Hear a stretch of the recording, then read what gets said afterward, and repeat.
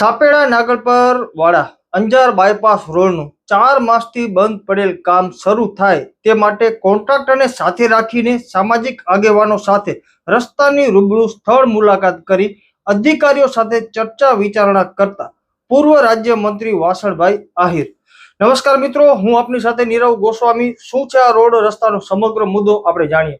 5 દિવસ પહેલા જ ગયા ગુરુવારના રાજ્યના પૂર્વ રાજ્યમંત્રી અને અંજારના પૂર્વ ધારાસભ્ય વાસણભાઈ આહિર દ્વારા અંજાર ભુજ ગાંધીધામ તેમજ મુન્દ્રા માટેનો અતિ મહત્વનો બાયપાસ રહેતો સાપેડા નાગલપર વાળા અંજાર બાયપાસ રોડનું કામ છેલ્લા 4 મહિનાથી બંધ હોય સત્વરે બાકી રહેતી પ્રક્રિયા પૂર્ણ કરી રસ્તાને ચાલુ કરવા માટે નાયબ કલેક્ટર કચેરી અંજાર મધ્યે રજૂઆત કરેલ.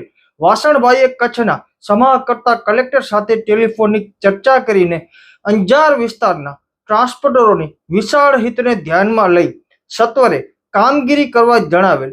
જેના અનુસંધાને ગઈકાલે આ રસ્તાની રૂબરૂ સ્થળ મુલાકાત લેતી વખતે વાસણભાઈ આહિરે કોન્ટ્રાક્ટરને સાથે રાખીને કચ્છના ટ્રેકનો-ટ્રેક અને કચ્છના ખૂબ જ અભ્યાસુ એવા સામાજિક આગેવાન દીપકભાઈ વોરા તથા શ્રી એન.કે. પટેલ, રમેશભાઈ કાતરિયા, શરદભાઈ સોરઠિયા જેવા અનેક ખેડૂતો આગેવાનો તથા જૈન પ્રતિનિધિઓ સાથે સ્થાનિક લોકોને સાથે રાખી આ રસ્તો કેવી રીતે ઝડપથી ચાલુ થાય તે માટે સઘન ચર્ચા વિચારણા સ્થળ ઉપર કરેલ હતી.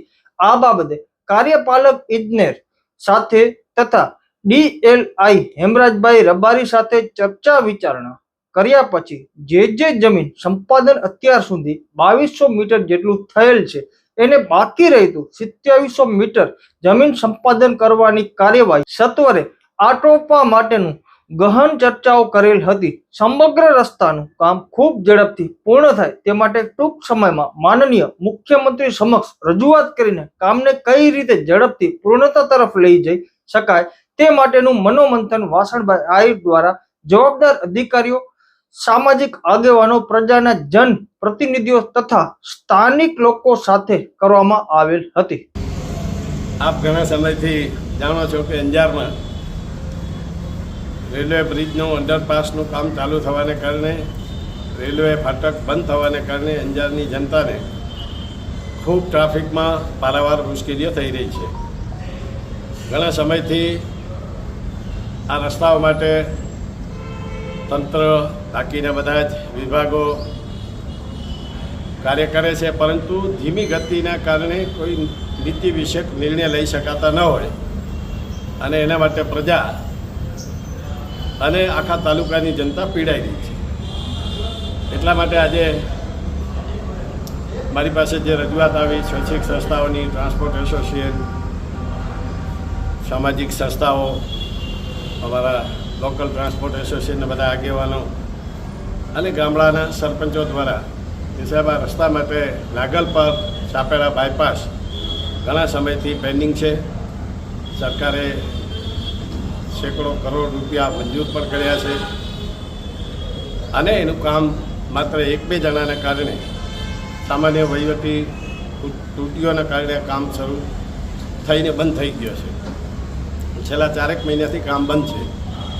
તો હમણાં મને રમેશભાઈને, રાજેશભાઈને, માધવભાઈને બધા અમે આગેવાનો મળ્યા અને SDM શ્રી, નાયબ કલેક્ટર શ્રી અંજારને મળીને વાત કરી. તાત્કાલિક આનું જમીન સંપાદનનું જે કાંઈ અધૂરો હોય પૂરું કરો, સરકારશ્રીની છૂટ છે અને આ રસ્તો તાત્કાલિક શરૂ કરવામાં આવે. અને એ દરમિયાન માનનીય કલેક્ટર શ્રી આનંદ પટેલ સાહેબ સાથે પણ વાત કરી ટેલિફોનિક, અને પટેલ સાહેબે પણ તાત્કાલિક આ રસ્તાનો નિવેડો લાવવા, સ્થળની મુલાકાત લેવા અને મુલાકાત લઈને હાલ પૂરતું તાત્કાલિક કાચો રસ્તો પણ શરૂ કરવામાં આવે, જેથી કરીને તાત્કાલિક વાહન માલિકોને, ટ્રાન્સપોર્ટરોને આની અવર જવરમાં મુશ્કેલી દૂર થાય. એ દરમિયાન બાકીની જે પ્રક્રિયા છે જમીન સંપાદનની, જે કાંઈ હોય, PGVCLના કાંઈક અધુરાશ હોય, ગેસની પાઇપલાઇનની વાત આવે, એના સિવાય પણ બીજા જે કાંઈ ડિપાર્ટમેન્ટનો ત્રુટીઓ હોય, એ રસ્તાઓ પૂર્ણ કરવા માટે સંકલનની બેઠક તાત્કાલિક નાયબ કલેક્ટરશ્રી બોલાવી અને એનો નિવાડો લાવે, જેથી કરીને પરમાનન્ટ સોલ્યુશન પર આપણને મળી શકે. એટલા માટે આજે અમે બધા નાયબ કલેક્ટરશ્રીને અને કલેક્ટરશ્રીને ત્યાંને વાત મૂકી અને તાત્કાલિક કામ શરૂ પૂરું થઈ જશે એવું મને ચોક્કસ ખાતરી છે.